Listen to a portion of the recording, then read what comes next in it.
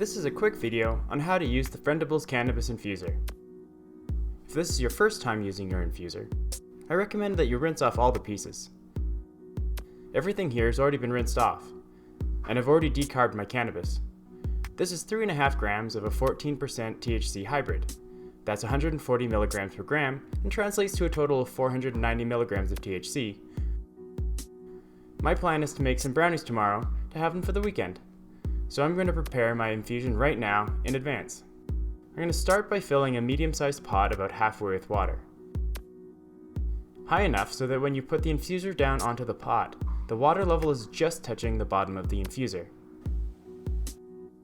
Once the water is boiling, put your butter into the infuser and turn the stove onto a medium or low heat, just enough to keep a simmer. I like to put a lid on it to keep the water from evaporating away.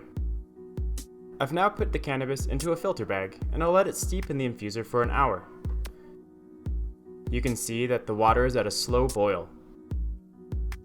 Make sure that the filter bag is fully saturated in the butter and then put the lid back on. A good idea is to set a timer on the stove for an hour. Once your hour is over, the infusion is done. I love the rich butter smell that you get with this infuser.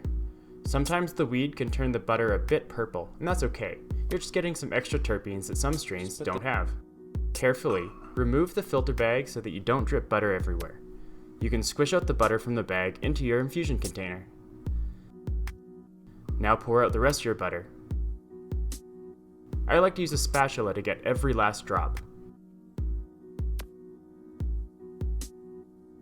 Use the marked lid to seal in all the goodness.